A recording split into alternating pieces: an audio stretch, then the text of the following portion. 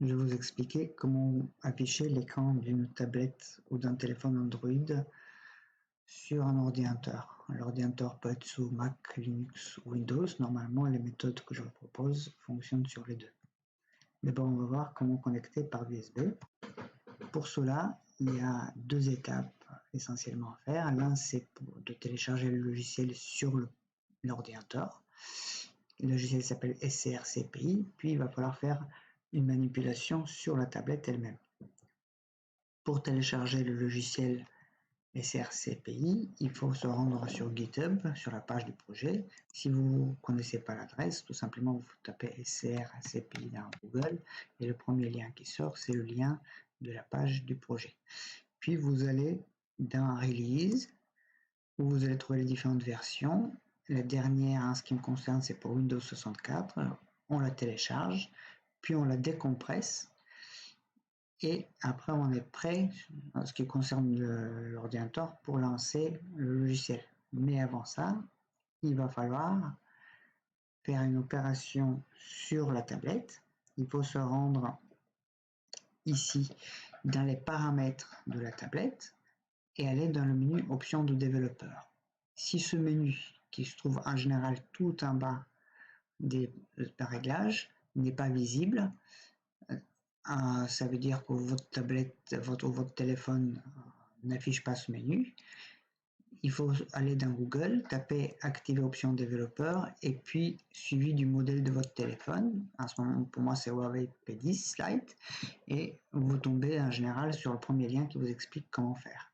Une fois quand votre menu option pour développeur est visible, vous rentrez dedans et il faut vérifier que l'option est activée et très important que le débugage sur USB est activé également. Puis une fois quand vous avez fait ça, vous connectez votre tablette sur votre PC par USB ou sur votre Mac et normalement un message va s'afficher sur la tablette qui vous prévient qu'un ordinateur se connecte et vous acceptez que l'ordinateur puisse avoir accès à votre tablette. Puis la dernière chose à faire, c'est de lancer le logiciel qui vous affiche à l'écran de votre tablette. Ça peut être SCRCPI, dans le cas de Windows, ou SCRCPI non console qui démarre le même logiciel mais sans une console visible. On va démarrer avec console, là on voit ce qui se passe et puis il y a voilà, l'écran de votre tablette qui s'affiche. Vous pouvez le maximiser.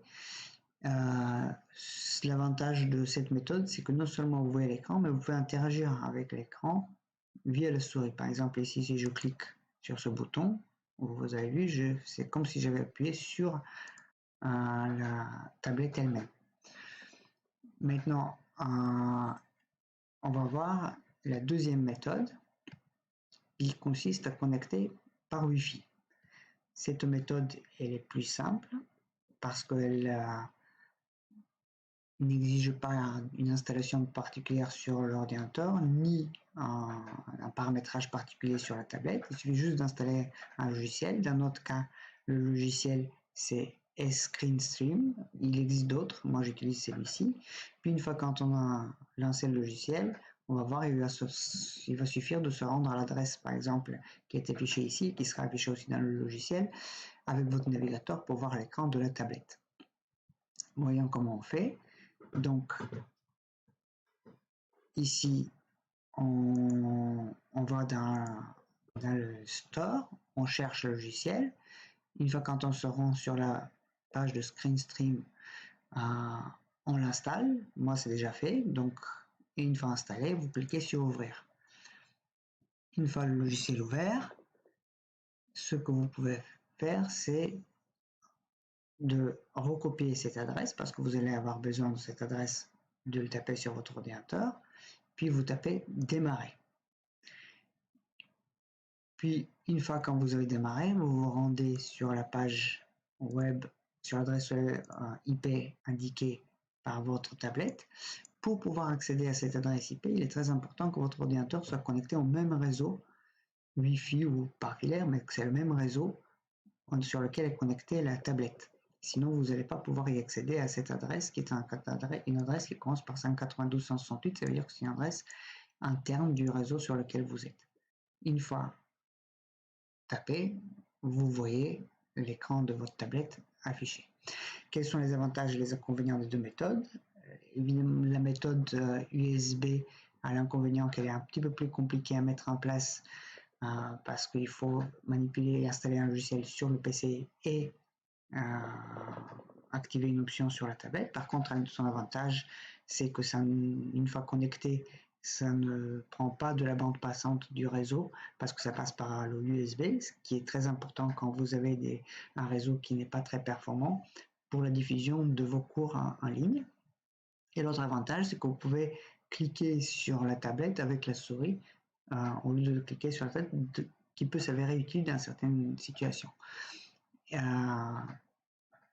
La méthode par Wi-Fi, son grand avantage, c'est qu'il suffit juste d'installer un logiciel et de se rendre à l'adresse en question, et donc il n'y a pas grand chose à faire. Par contre, l'inconvénient, c'est que si votre réseau est un petit peu limite de point de vue bande passante, ça va vous empêcher d'avoir une bonne qualité de transmission de vos cours.